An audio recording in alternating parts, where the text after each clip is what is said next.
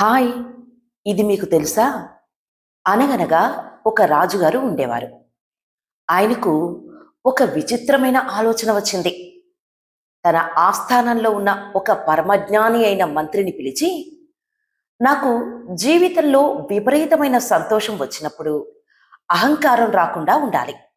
అలాగే ఘోరమైన కష్టం వచ్చినప్పుడు కుంగిపోకుండా ధైర్యం కలగాలి. ఈ 2 పరిస్థితుల్లోనూ పనికొచ్చేలా ఒకే ఒక్క పవర్‌ఫుల్ వాక్యాన్ని రాసి, నా ఉంగరం లోపల దాచిపెట్టు. ఎప్పుడు అవసరమైతే అప్పుడే దాన్ని తీసి చదువుతాను అన్నాడు. ఆ మంత్రి సరేనని ఒక చిన్న కాగితం ముక్క మీద ఏదో రాసి దాన్ని మడతపెట్టి రాజుగారి ఉంగరం లోపల అమర్చాడు. కొన్ని రోజుల తర్వాత పొరుగు దేశపు రాజు వీరిపై దండెత్తాడు. ఆ యుద్ధంలో రాజుగారు ఘోరంగా ఓడిపోయాడు. ప్రాణాలు కాపాడుకోవటానికి ఒంటరిగా గుర్రంపై అడవిలోకి పారిపోయాడు. శత్రు సైనికులు ఆయనను వెంటాడుతున్నారు. రాజు ఒక కుండ గుహలో దాక్కున్నాడు. చుట్టూ చీకటి. శత్రువుల గుర్రాల శబ్దాలు వినపడుతున్నాయి. తను సర్వస్వం కోల్పోయానని, ఇక చావే ఖాయమని రాజు తీవ్రమైన నిరాశలోకి వెళ్ళిపోయాడు. అప్పుడు హఠాత్తుగా ఆయనకు తన ఉంగరం గుర్తుకొచ్చింది. మెల్లగా ఉంగరాన్ని తెరిచి ఆ మంత్రి రాసిన కాగితం ముక్కను బయటకు తీశాడు. ఆ కాగితం ముక్క మీద కేవలం 4 ముక్కలు రాసున్నాయి.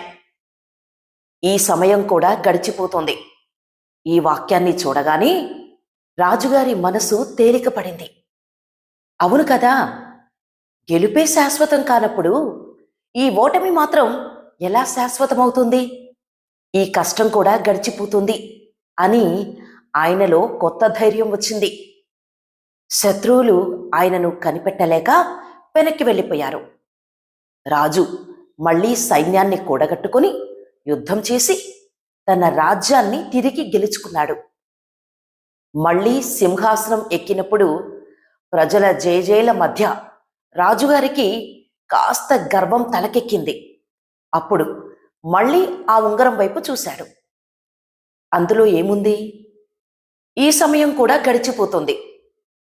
వెంటనే రాజుగారి అహంకారం అణిగిపోయింది. చూడండి, ఈరోజు మీ జీవితంలో ఎలాంటి పరిస్థితి ఉన్నా, అది విపరీతమైన కష్టమైనా కావచ్చు, లేదా అద్భుతమైన సుఖమైనా కావచ్చు.